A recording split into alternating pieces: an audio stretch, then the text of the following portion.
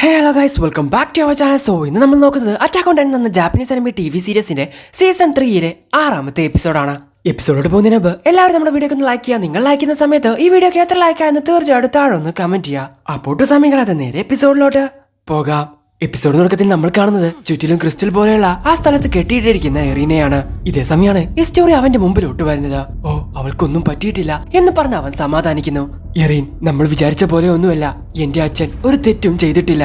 എനിക്കറിയാം, pastor നെക്കിനെയും survey കോപ്സിനെ ആക്രമിച്ചതെല്ലാം എന്റെ അച്ഛനാണെന്ന്. പക്ഷെ അതെല്ലാം ഇവിടുത്തെ ജനങ്ങളുടെ നല്ലതിന് വേണ്ടിയിട്ടാ എന്ന് സ്റ്റോറി അവനോട് പറയുന്നു. ഇതേ സമയമാണ് ലോർഡ് റീവ്സ് അങ്ങോട്ട് വരുന്നത്. ഓ, ഇപ്പൊ എനിക്ക് ഓർമ്മ വന്നു. ഞാൻ അവസാനം കാണുന്നത് ഇവർ രണ്ടുപേരും കെട്ടിപ്പിടിച്ച് നിൽക്കുന്നതായിരുന്നു. അത് കഴിഞ്ഞിട്ട് ഇപ്പൊ എത്ര ദിവസമായി കാണും? ആർമിനും മിക്കാസയ്ക്കും മറ്റ് സർവേ കോപ്സിനും എന്തെങ്കിലും പറ്റി കാണുമോ എന്ന് ചിന്തിക്കുവാണ് എറീൻ. ഇതേ സമയമാണ് ചുറ്റിലും അവനൊന്ന് നോക്കുന്നത്. ഇല്ല, ഈ സ്ഥലം എനിക്ക് ഓർമ്മയുണ്ട്. പക്ഷെ ഇതിനു മുൻപ് ഞാൻ ഇങ്ങോട്ട് വന്നിട്ടുണ്ടോ എന്ന് ചിന്തിക്കുവാണ് അവൻ. എന്തുപറ്റി? നീ ചിന്തിക്കുന്ന പോലെയല്ല. ഇതാദ്യമായിട്ടാ നീ ഇങ്ങോട്ട് വരുന്നത്. പക്ഷെ ഇതിനു മുൻപ് നീ ഇങ്ങോട്ട് വന്നിട്ടുണ്ടെന്ന് നിനക്ക് തോന്നുന്നുണ്ടെങ്കിൽ അതിൽ യാതൊരുവിധ തെറ്റുമില്ല. അച്ഛാ, എറീനോടെല്ലാം പറ എന്ന് സ്റ്റോറിയും പറയുന്നു. അതെ, പറയാം. പക്ഷെ അതിനു മുൻപ് ഇവന് സ്വയം കുറച്ചു കാര്യങ്ങൾ ഓർമ്മിപ്പിക്കേണ്ടതുണ്ട്. അതിന് സഹായിക്കാൻ നമ്മളെ കൊണ്ട് സാധിക്കും എന്ന് പറഞ്ഞ റീവ്സും ഈ സ്റ്റോറിയും അവനെ തൊടുന്നു. അപ്പോഴാണ് ഇവൻ എന്തൊക്കെയോ കാര്യങ്ങൾ ഓർമ്മ വരുന്നത്. ഒരു പെൺകുട്ടി അവളുടെ കൈ കടിക്കുന്നതും ഒരു ചർച്ച് നിന്ന് കത്തുന്നതും എറിന് നേരെ ഇഞ്ചക്ഷൻ കൊണ്ട് ആരോ വരുന്നതും അത് കുത്തിവെച്ച് അവൻ ഒരു ടൈറ്റനായി മാറുന്നതും ആ ടൈറ്റൻ അവന്റെ അച്ഛനെ വിഴുങ്ങുന്നതും എല്ലാം അവൻ കാണുന്നു. അച്ഛാ, എനിക്ക് എന്ത് പറ്റി?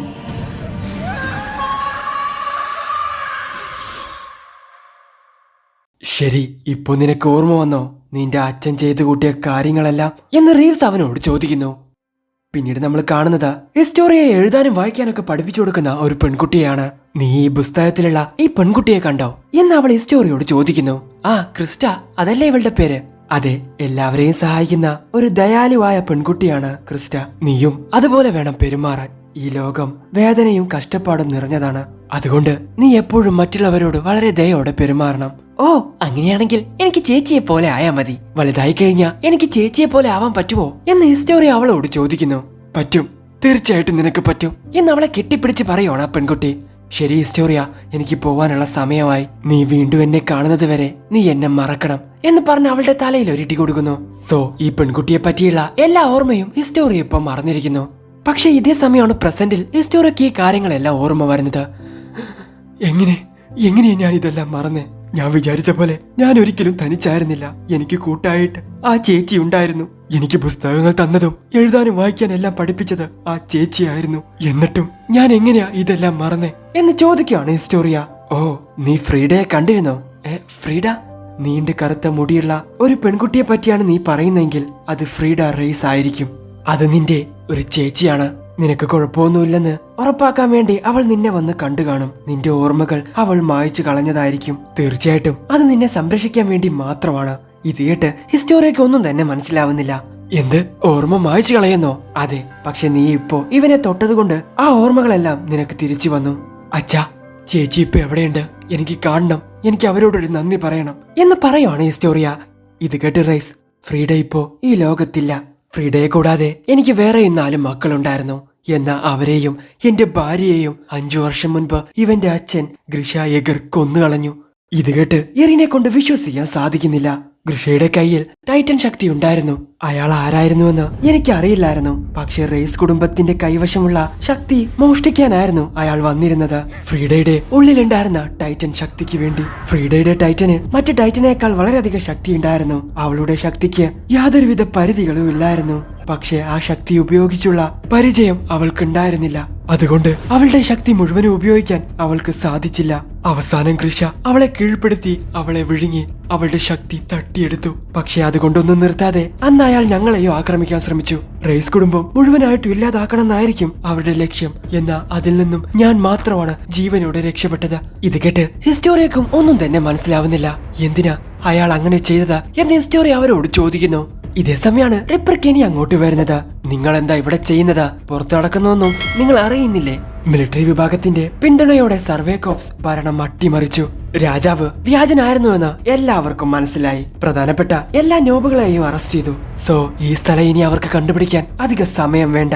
അതുകൊണ്ട് ഇവിടുത്തെ കാര്യങ്ങളെല്ലാം പെട്ടെന്ന് തീർക്കാൻ നോക്ക് എന്ന് പറഞ്ഞ് കെനി അവിടെ നിന്നും പോകുന്നു. ഇതേ സമയമാണ് ഒരു കാര്യം വെളിപ്പെടുത്തുന്നത്. ഫീമെയിൽ ടൈറ്റന് തന്റെ ശബ്ദം ഉപയോഗിച്ച് മറ്റ് ടൈറ്റനുകളെ തന്റെ അടുത്തോട്ട് കൊണ്ടുവരാൻ സാധിക്കും. അതുപോലെയാണ് രാജകുടുംബത്തിന്റെ കൈവശമുണ്ടായിരുന്ന ടൈറ്റനുകൾക്ക് മറ്റു ടൈറ്റനുകളെ നിയന്ത്രിക്കാനും ജനങ്ങളുടെ ഓർമ്മകൾ മായ്ച്ചു കളയാനും സാധിക്കും. പിന്നീട് നമ്മൾ കാണുന്നത് പിടിച്ചുകൊണ്ട് പോയ നോബുകളിൽ ഒരാളായ അരിയലിനെ വളരെ ക്രൂരമായി ടോർച്ചർ ചെയ്യുന്ന സക്ലിയാണ്. തലകീഴായി ഒരു കസാരയിൽ കെട്ടിയിട്ട് നഗ്നനായി എന്തൊക്കെയോ അയാളെ ചെയ്യുന്നു. സക്ലി, നീ കാത്തിരുന്നോ? നിന്റെ നരമ്പുകളിൽ ഓടുന്നത് അടിമകളുടെ രക്തമാണ്. ഞങ്ങൾ നോബിളുകളുടെ രക്തം പോലെ നിന്നെ അത് സംരക്ഷിക്കില്ല. സ്വന്തം പേര് പോലും ഓർമ്മയില്ലാത്ത രീതിയിൽ നിന്റെ ഓർമ്മകൾ മാഞ്ഞു പോവും എന്ന് ആരിൽ വളരെ ദേഷ്യത്തിൽ അവനോട് പറയുന്നു. ഇത് തന്നെയല്ലേ കുറച്ചു നേരമായിട്ട് പറഞ്ഞുകൊണ്ടിരിക്കുന്നേ, വേറെ ഒന്നും പറയാനില്ലേ എന്ന് സക്ലി അവനോട് ചോദിക്കുന്നു. പിന്നീട് നമ്മൾ കാണുന്നത്, ഹേ എർവിൻ, ഇത് പ്രശ്നമാവും എന്ന് പറഞ്ഞു വരുന്ന കമാൻഡർ പിക്സസിനെയാണ്. എല്ലാ നോബിളുകളും ഇതേ കാര്യം തന്നെയാണ് പറയുന്നത്. നിന്റെ അച്ഛൻ വിശ്വസിച്ചിരുന്നത് പോലെ ജനങ്ങളുടെ ഓർമ്മ മായ്ച്ചു കളയാൻ റൈസ് കുടുംബത്തിന് കഴിയുമായിരിക്കും. മാത്രമല്ല നോബിളുകൾക്കും ചില ബ്ലഡ് ലൈൻ വംശത്തിലുള്ള ആളുകൾക്കും ഇതൊന്നും പ്രശ്നമല്ല. സോ റൈസ് ഫാമിലി വിചാരിച്ച അവരെ ഒന്നും തന്നെ ചെയ്യാൻ സാധിക്കില്ല. എറിന്റെ കൈവശമുള്ള ആ ശക്തി എങ്ങാനും റൈസിന് കിട്ടിക്കഴിഞ്ഞാൽ ഇതുവരെ നമ്മൾ ചെയ്തതെല്ലാം വെറുതെയാകും. ആ കാര്യം അത്രയും ഉറപ്പുള്ളത് കൊണ്ടാണ് ഇതൊന്നും ബാധകമല്ലാത്ത രീതിയിൽ അവർ നമ്മളോട് സംസാരിക്കുന്നത്. എല്ലാ രഹസ്യങ്ങളും ഇങ്ങനെ മടി കൂടാതെ വിളിച്ചു പറയുന്നത്. ഓ, നിങ്ങൾ പറഞ്ഞു വരുന്നത് നമ്മൾക്കറിയാവുന്നതും നമ്മൾ കണ്ടുപിടിച്ച എല്ലാ കാര്യങ്ങളും മായ്ച്ചു കളയാൻ അവരെ കൊണ്ട് സാധിക്കുമെന്നാണോ? അതെ, ശരി, അത് വിട്. ഈ സക്ലി എന്തിനാ ഇങ്ങനെയൊക്കെ ചെയ്യുന്നേ? അഥവാ അവർക്ക് ആ ശക്തി കിട്ടി എല്ലാവരുടെ ഓർമ്മകളും മായ്ച്ചു കളഞ്ഞു കഴിഞ്ഞാൽ അയാൾ ആ ജയിലിൽ കടന്ന് അനുഭവിച്ചതിനെല്ലാം അയാൾ പ്രതികാരം ചോദിക്കും എന്ന് കമാൻഡർ പിക്സസ് പറയുന്നു. ഇതേ സമയമാണ് സർവേ കോപ്സ് അങ്ങോട്ട് വരുന്നത്. കമാൻഡർ, എല്ലാവരും തയ്യാറായി കഴിഞ്ഞു. ഇനി നിങ്ങൾ ഓർഡർ തന്നാൽ മാത്രം മതി. അറ്റൻഷൻ! എറിനെയും ഹിസ്റ്റോറിയെയും തിരിച്ചു പിടിക്കാനുള്ള ദൗത്യം ഇവിടെ ആരംഭിക്കുന്നു. റൈസിന്റെ എസ്റ്റേറ്റിലുള്ള ആ ചാപ്പലാണ് നമ്മുടെ ലക്ഷ്യം എന്ന് കമാൻഡർ എർവിൻ എല്ലാവരോടും വിളിച്ചു പറയുന്നു. പിന്നീട് നമ്മൾ കാണുന്നത് ക്യാപ്റ്റൻ ലീവായി മറ്റുള്ളവരെയാണ്. റിപ്പർ കോണിയെ പറ്റി അവൻ അവരോട് പറയുന്നു. അവൻ ഇവിടെ ഉണ്ടെങ്കിൽ പ്രശ്നമാണ്. അവൻ ഒരുപാടധികം ഡേഞ്ചറസ് ആണ്. അപ്പൊ നിങ്ങൾ പറയുന്നത് അവരെ തോൽപ്പിക്കാൻ പറ്റില്ലെന്നാണോ? മറ്റു സൈനികർക്ക് വേണ്ടി ഇപ്പോ കാത്തു നിൽക്കാനും നമ്മളെ കൊണ്ട് പറ്റില്ല. രാവിലെ ആവുന്നത് വരെ നമ്മൾ കാത്തിരുന്നാൽ എറിനെ രക്ഷിക്കാൻ നമ്മളെ കൊണ്ട് സാധിക്കില്ല എന്ന് പറയാണ് കോണി. പക്ഷേ ക്യാപ്റ്റൻ ഇത്രയും പറഞ്ഞതൊക്കെ വെച്ച് നോക്കുമ്പോ അയാൾക്ക് തീർച്ചയായിട്ടും ഒരു വീക്ക്നെസ് കാണുമല്ലോ. നീ എന്താ ഈ പറയുന്ന ആർമിൻ എന്ന് ജിൻ അവനോട് ചോദിക്കുന്നു. അയാൾ ഒരുപാട് പരിശീലനം നേടിയിട്ടുണ്ടായിരിക്കാം, പക്ഷെ നമ്മുടെ അത്രയും എക്സ്പീരിയൻസ് അവർക്കില്ല. ഇതൊക്കെ കേട്ട് ഹാൻജി, നീ റിപ്പർ കെനിയുടെ കൂടെ ജീവിച്ചിട്ടും അയാളെ പറ്റി ഒന്നും നിനക്കറിയില്ലേ എന്ന് ക്യാപ്റ്റൻ ലീവായോട് ചോദിക്കുന്നു. ഇല്ല, അയാളുടെ മുഴുവൻ പേര് വരെ ഞാൻ ഈ അടുത്ത് അറിഞ്ഞ്. കെനി അക്കർമേൻ എന്നാണത്രേ. അയാൾക്ക് നീയുമായി വല്ല ബന്ധമുണ്ടോ എന്ന് മിക്കാസയോട് ചോദിക്കുന്നു.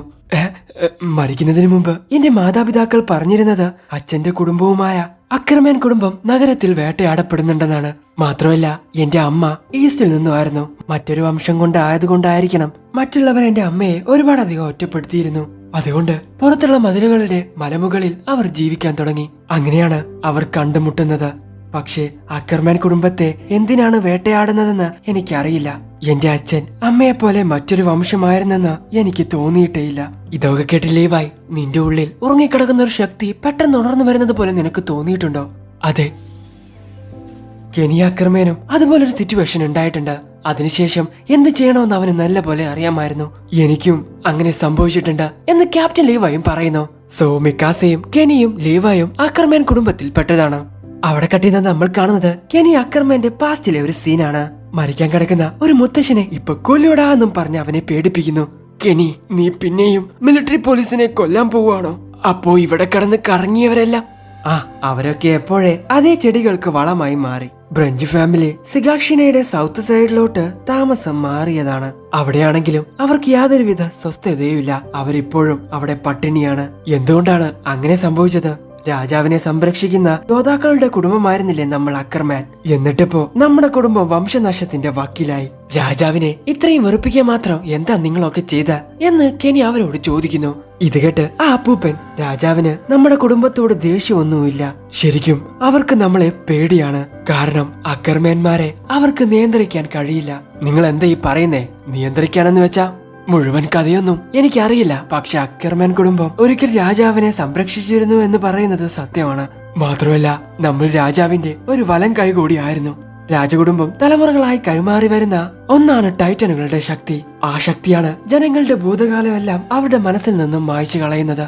എന്നാൽ ചില വംശത്തിലുള്ള ആളുകൾക്ക് ഈ ശക്തി വലിക്കില്ല. അതിൽ തന്നെ രാജാവിനെ എതിർത്ത 2 കുടുംബങ്ങളും ഉണ്ടായിരുന്നു. ഈസ്റ്റ് ഭാഗത്തു നിന്നുള്ള ഒരു ഫാമിലിയും പിന്നെ അക്കർമാൻ കുടുംബവും. ഓ, അതുകൊണ്ടാണല്ലേ അക്കർമാൻ കുടുംബത്തെ തേടിപ്പിടിച്ച് അവരില്ലാതാക്കുന്നത്. ശരി, നിങ്ങൾ മരിക്കാൻ പോകുന്ന സമയത്ത് കേൾക്കാൻ ആഗ്രഹിക്കാത്ത ഒരു കാര്യം ഞാൻ പറയാം. സഹോദരി കുഹലിനെ ഞാൻ കണ്ടിരുന്നു. അണ്ടർഗ്രൗണ്ടിലെ ഒരു വേശ്യാലയത്തിൽ ജോലി ചെയ്യുമായിരുന്നു. അവിടെ വെച്ച് അവർ ഗർഭിണിയായി. അതിനെ കളയാൻ ഞാൻ പറഞ്ഞിട്ടും അവൾ തയ്യാറായില്ല. പക്ഷെ എന്തിന്? ഇതുപോലൊരു നരകത്തിൽ ജനിച്ചിട്ട് എന്തിനാണ്? കഷ്ടപ്പെട്ട് ഫോളോ ചെയ്യാൻ പറ്റുന്ന ഒരു സ്വപ്നം പോലും ഇവിടെയില്ല.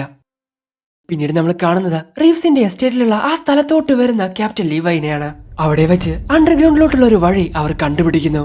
റൈസും എറിനും ഹിസ്റ്റോറിയും ഇതിനകത്തുണ്ടാവും എന്ന് പറയുവാണ് ഹാൻജി. പിന്നീട് നമ്മൾ കാണുന്നത് ഇവരെയും കാത്ത് അതിനകത്തിരിക്കുന്ന ഇന്റീരിയൻ സ്ക്വാഡിനെയാണ്. ലീവായും അവർക്കൊപ്പം മിനിമം ഒരു 7 പേരെങ്കിലും കാണും. കഴിഞ്ഞ പ്രാവശ്യം അവരെ ഏകദേശം തോൽപ്പിക്കാൻ പറ്റിയെങ്കിലും നമുക്ക് നഷ്ടമായത് നമ്മുടെ കൂട്ടത്തിലെ 12 പേരെയാണ്.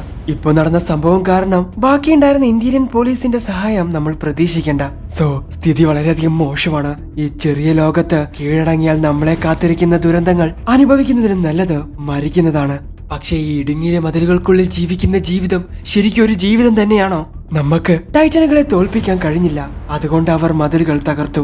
അവർ നമ്മളെ വിഴുങ്ങുന്ന ദിവസത്തിനായി നമ്മൾ ഇവിടെ കാത്തിരിക്കുന്നു. മിലിറ്ററി പോലീസിൽ ചേരാൻ തീരുമാനിച്ചതാണ് നമ്മൾ. എന്നാൽ അവിടെ നിന്നും നമ്മൾ ഇന്റീരിയൻ സ്ക്വാഡിലെത്തി. പിന്നീട് കെനിയെ പിന്തുടരാൻ തുടങ്ങി. അതെല്ലാം ഈ അർത്ഥമില്ലാത്ത ലോകത്ത് നമ്മുടെ ജീവിതത്തിന് ഒരർത്ഥം കണ്ടെത്താൻ വേണ്ടിയായിരുന്നു. അവസാനം വരെ ആ വിശ്വാസത്തിൽ നമ്മൾ ഉറച്ചു നിൽക്കും. ഈ ലോകത്തിന് എന്തെങ്കിലും ഒരു മാറ്റം കൊണ്ടുവരാൻ കഴിയുമെങ്കിൽ അത് കെനിയുടെ സ്വപ്നത്തിന് മാത്രമാണ് എന്ന് പറയുവാണ് ആ ലേഡി. ഇതേ സമയം ആർമിനും മിക്കാസയും ലീവയും ഹാൻജിയും അടങ്ങുന്ന ആ സംഘം അണ്ടർഗ്രൗണ്ടിലോട്ടുള്ള ആ വഴിയിലൂടെ പോകാൻ വേണ്ടി തീരുമാനിക്കുന്നു. ശരി, രക്തം വീഴ്ത്താൻ എല്ലാവരും തയ്യാറാണോ എന്ന് ക്യാപ്റ്റൻ ലീവായി ചോദിക്കുന്നു. തയ്യാറാണെന്ന് തോന്നുന്നു എന്ന് മറ്റുള്ളവരും പറയുന്നു. സോ അവിടെ വെച്ച് എപ്പിസോഡ് അവസാനിക്കുന്നു. സോ ഇനി അങ്ങോട്ടുള്ള എപ്പിസോഡ്സ് ഒക്കെ ചുമ്മാ സീനായിരിക്കും. എന്തായാലും നിങ്ങൾക്ക് ഇവിടെ ഇഷ്ടപ്പെടുന്ന ലൈക്ക് ചെയ്യുക, ഷെയർ ചെയ്യുക, സബ്സ്ക്രൈബ് ചെയ്യാത്ത ബെൽ ഐക്കൺ എനേബിൾ ചെയ്യുക. അടുത്ത എപ്പിസോഡ് അടുത്ത ദിവസം വരാത്തവരിക്കും. ബൈ.